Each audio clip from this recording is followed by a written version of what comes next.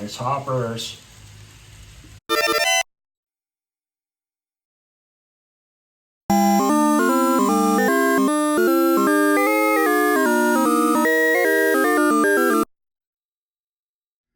No Brio or wooden railway review today. Today we're going back to N scale. Haven't done one of those in a while. This is from Kato. This is an SD70ACe. Don't say ACE, that seems to trigger some people. But this is EMD powered. It is number 1996. See, it even says so right there.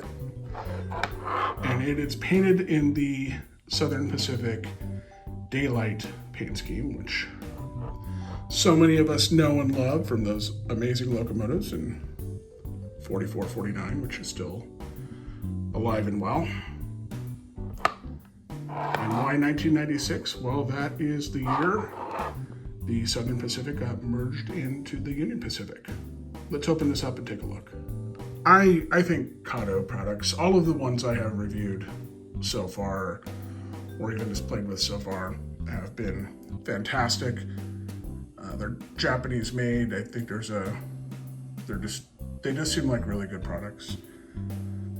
And we're just running this on a little DC oval today, nothing fancy. So when you're taking this out, there's this little thing on the bottom. I was using the railer and everything, and I just couldn't figure out. I would also try to hold it maybe by the fuel tank. Kato products are in general pretty solid, but just to avoid any sadness, I would try to grab it down here. There we go. Once I got that little thing out of the way, it went right on with no problems.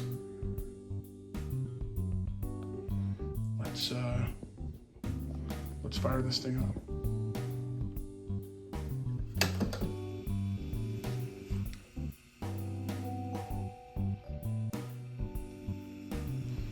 And I am on DC power.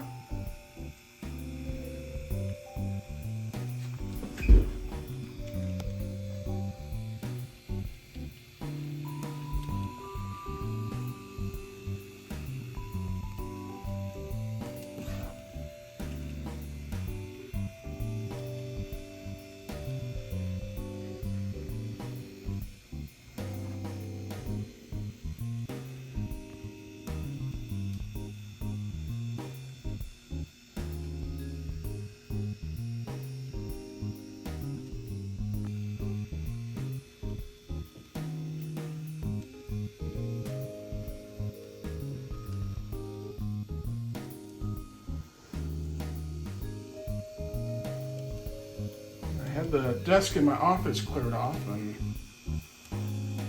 just moving things around, and decided, you know what, I'm gonna do some N scale. It's been a while, so it's not like I have a permanent layout, or it's not always on this, so it's not ideally lit or anything, so you'll please forgive the sunlight and the glare from the lamps, but make it do as best I can.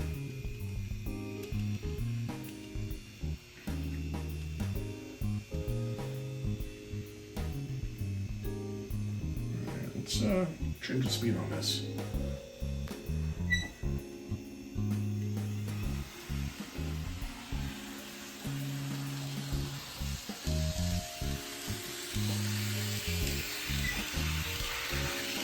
About 2/3 throttle.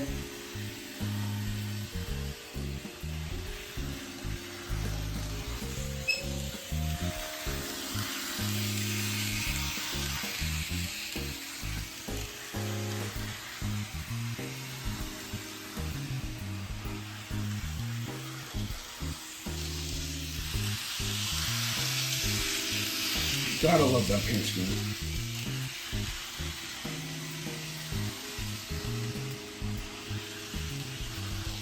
And yes, I am teasing some other Kato product reviews and N scale that are coming soon. I also had nowhere else to put those boxes on the floor, and since it's N scale, I'd probably forget about it and step on it. So, also playing it safe. Alright, let's see if this goes a little faster. I think it does. There we go.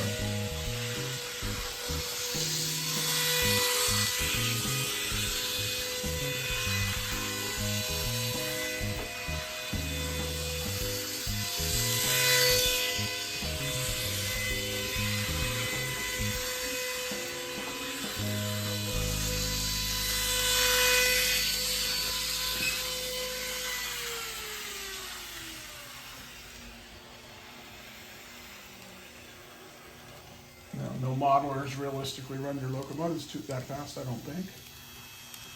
But those of us that are just large children sometimes do. But I know a lot of you guys are interested in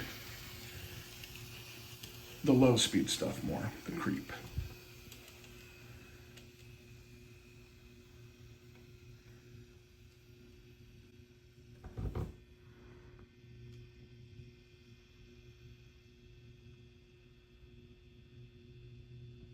How's that for you?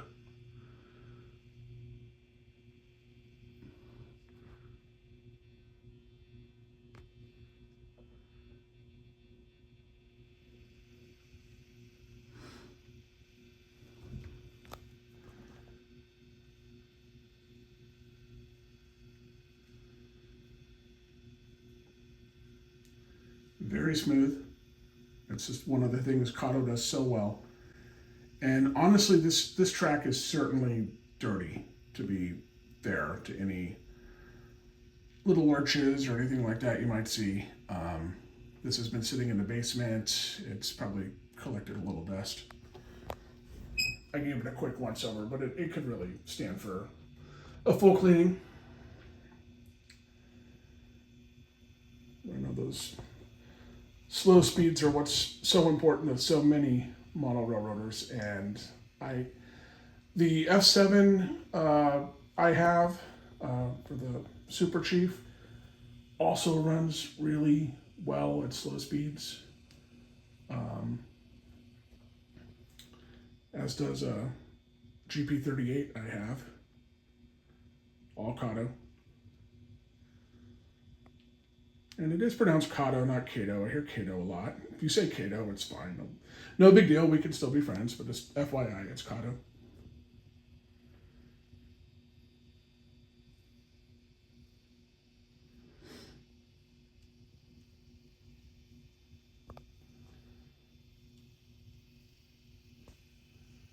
And it's, there's obviously no sound decoders or anything in here, but it is just, you can barely hear anything at these slow speeds. Obviously, she makes a bit of noise at a higher speed, as you saw. But this has not been broken in at all. I've not, all the running I've done up until this point, you guys have seen in this video. And if you're new to model railroading, a lot of times it doesn't even matter what scale. Engines have locomotives, I should say, have a little bit of a break-in time. And it's really not a bad idea to put them on an oval or put them on your layout and just run them for a little while. Not crazy fast, not crazy slow, just a nice kind of take it for a brisk walk or a light jog. It's kind of a medium speed. And let them run, honestly, I'd say at least an hour. I think a lot of people would make an argument for more.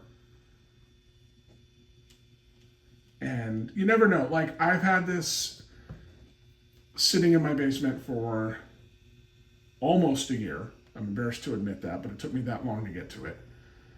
I bought it from trainworld.com. Incidentally, I don't recall the exact price, but I want to say it was like $160.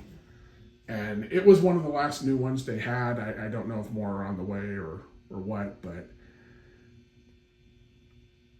who knows how long it was sitting at Train World before that. Plus, it was made in Japan. It got shipped over to the United States. I mean, it's very conceivable. It's been 2-3 years since this thing was built. So, like anything, just to relubricate itself. And so you got a little lurch there. But I bet if I ran this thing for an hour or two, it probably wouldn't do that. And we'll put that to the test when I come back after the break. This thing will have a couple hours on it, and we'll see how well it pulls with some of the rolling stock I have here.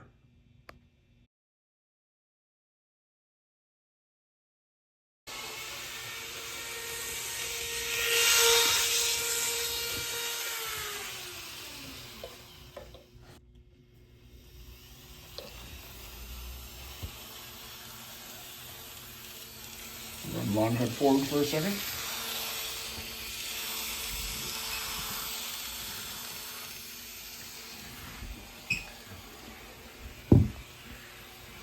You'll notice the lights on the back, or the long hood, however you want to think of it, those lit up. But the lights on the front are now off.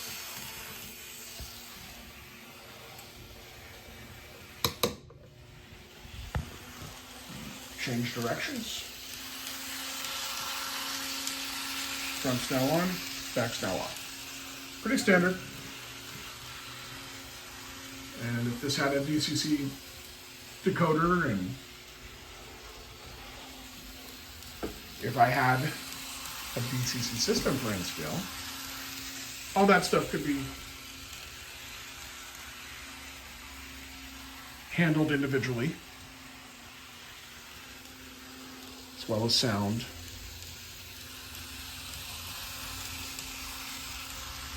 But I don't do a lot of N-scale, so it's just not an investment I wanted to make. Not yet, anyway. I have DCC for G-scale.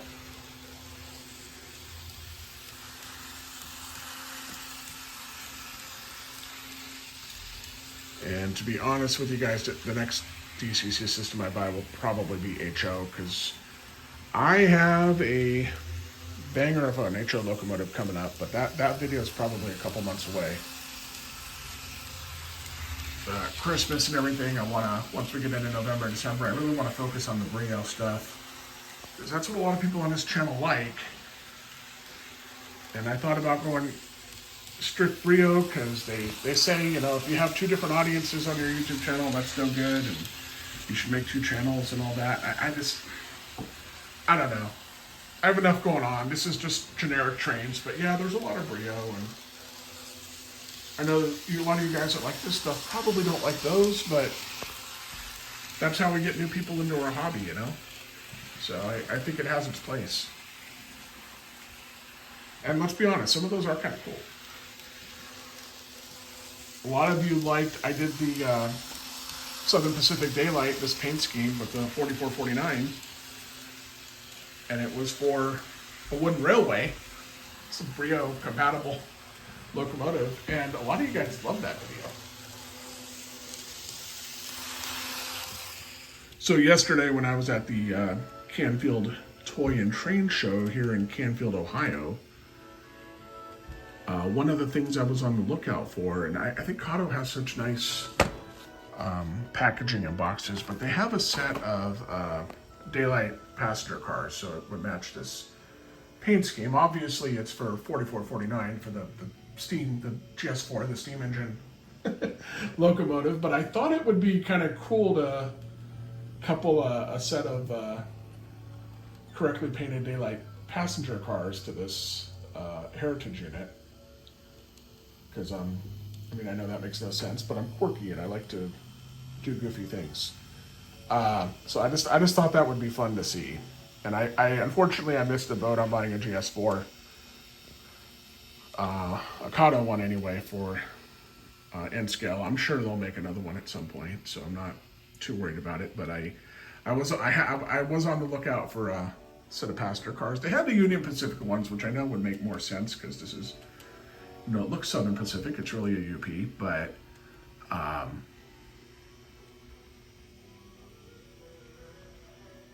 yeah, I wanted to kind of that matching train, so I'm gonna, while this thing is still kind of breaking in, just a quick preview of the upcoming videos. This is what I bought at the train show yesterday. This 8-car set, that's probably the next video. It'll be on the same layout since I already have this all out and set up. And then this is something, this is also embarrassing, but these intermodals, you know, got some nice double stacks, come with the container and all that. I actually bought this at the same train show last year, and I still haven't gotten it around to it. Maybe they do it twice a year. Maybe I bought it at the April one this year, but I'm not sure. Regardless, this has been sitting, waiting for me for somewhere between 6 and 12 months. So much like that guy was. Actually, I'm thinking it probably hasn't been a year because the first Kato thing I got was the super cheap starter set, and that was back in like last November. So it was probably, yeah, I guess this stuff's probably been sitting around since April.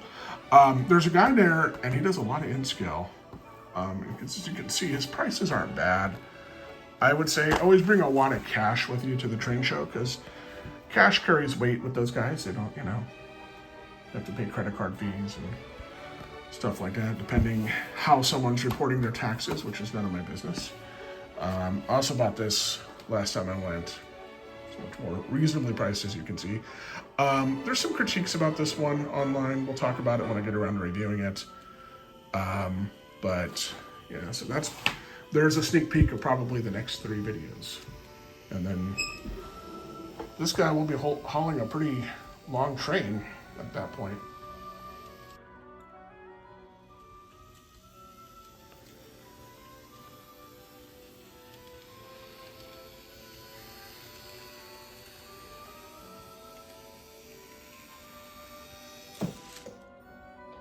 I think I got it. I did. I'm ready to work at UP. Give me a switching job. Okay, we're at about 1/3 throttle here. Again, the locomotive is Kato's Union Pacific 1996. It's the heritage unit for the Southern Pacific. This is we got a bunch of hoppers.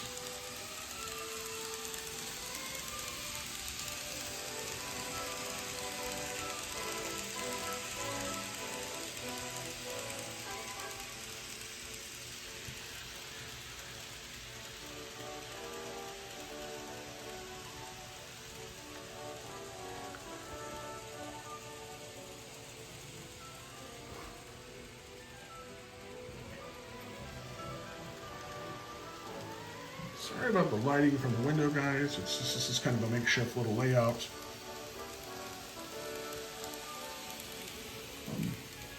So I cleared off my desk here. And I will say, one thing I love about N-Scale so much, one thing that's just so cool compared to any other scale, it is so easy to make a nice long train. I know this is only 8 cars, but I mean, the next video we'll be running these 8 cars, plus a bunch of intermodals, plus some more mixed right after that, and it'll look silly on this, what's just this oval. You know, it's not, yeah, it's just my desktop here. But, you know, on a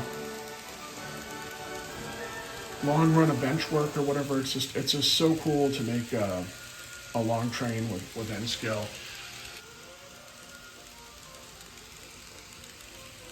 And one last apology for the lighting. That seems to be wreaking havoc with my cell phone camera a little more than I expected it to be. Not where I normally shoot. I don't have a normal lighting set up here and stuff, so I'll see if I can make that a little bit better for the next video next time.